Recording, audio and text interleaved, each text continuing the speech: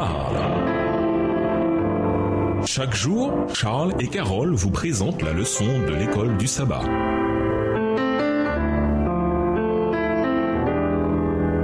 Bienvenue dans votre émission. Dieu nous parle. Nous voilà à la leçon de mercredi. Thème récurrent, la foi, l'incrédulité. Lisons Jean 3, les versets 16 à 21, Jean 9, les versets 35 à 41 et Jean 12, les versets 36 à 46. De quelle manière ces textes réitèrent-ils le double thème foi, incrédulité qui se trouve dans le prologue? Jean 3, les versets 16 à 21. Car Dieu a tant aimé le monde qu'il a donné son Fils unique, afin que quiconque croit en lui ne périsse point, mais qu'il ait la vie éternelle. Dieu, en effet, n'a pas envoyé son Fils dans le monde pour qu'il juge le monde, mais pour que le monde soit sauvé par lui. Celui qui croit en lui n'est point jugé, mais celui qui ne croit pas est déjà jugé, parce qu'il n'a pas cru au nom du Fils unique de Dieu. Et ce jugement, c'est que la lumière étant venue dans le monde, les hommes ont préféré les ténèbres à la lumière, parce que leurs œuvres étaient mauvaises. Car quiconque fait le mal est la lumière, et ne vient point à la lumière, de peur que ses œuvres ne soient dévoilées. Mais celui qui agit selon la vérité vient à la lumière, afin que ses œuvres soient manifestées, parce qu'elles sont faites en Dieu. Jean 9, les versets 35 à 41. Jésus apprit qu'il l'avait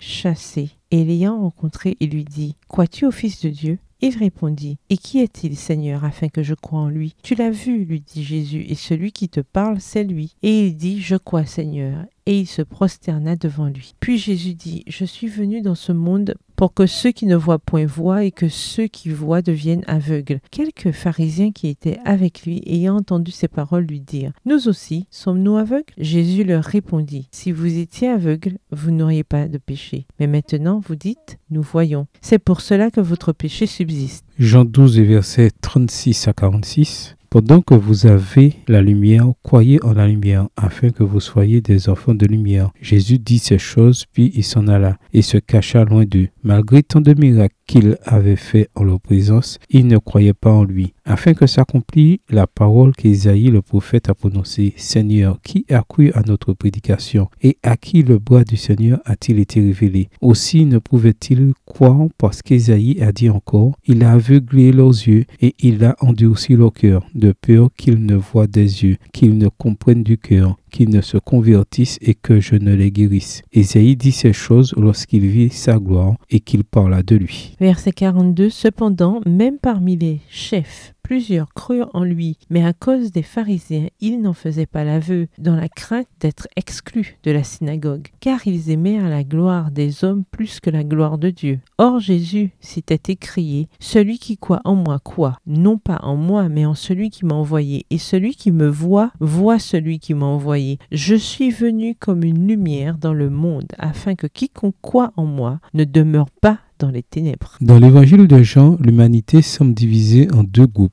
Ceux qui croient en Jésus et qui l'acceptent comme Messie, et ceux qui ont eu l'occasion de croire, mais qui choisissent de ne pas le faire. Les disciples se situent dans le premier groupe avec des gens comme Nicodème, qui vient progressivement à la foi, la femme au puits et l'aveugle-né. Dans le deuxième groupe se trouvent les pharisiens et les grands prêtres, les 5000 hommes qui ont bénéficié du miracle de la multiplication des pains et même l'un des disciples, Judas. Il est intéressant de noter que le nom, foi, croyance en grec pistis, n'apparaît jamais dans l'évangile de Jean. Cependant, le verbe croire, pistéo, apparaît à 241 reprises au total dans le Nouveau Testament, dont 98 fois rien que dans Jean. Ce verbe est donc un thème essentiel dans Jean. L'emploi de verbe au lieu du nom indique peut-être que devenir chrétien, c'est surtout agir. Croire en Jésus, c'est quelque chose que l'on fait. Cela s'exprime dans notre manière de vivre. Ce n'est pas seulement dans une série de croyances, nous le savons. Le diable croit lui aussi en Jésus. Voir Jacques 2, le verset 19.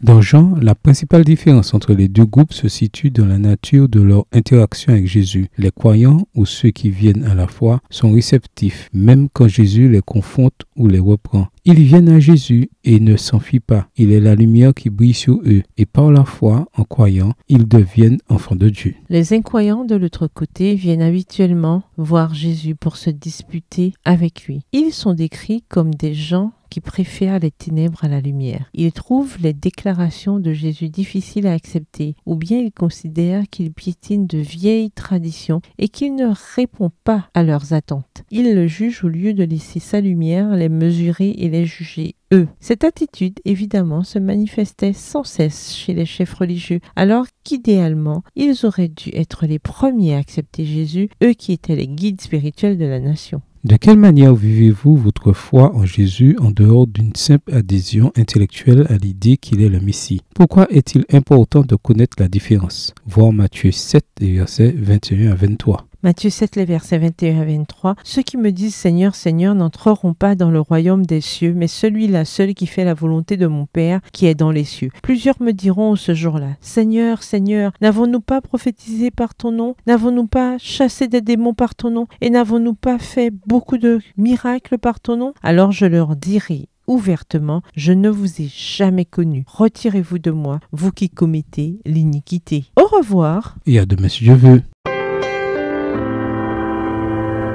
Dieu nous parle. Chaque jour, Charles et Carole vous présentent la leçon de l'école du sabbat.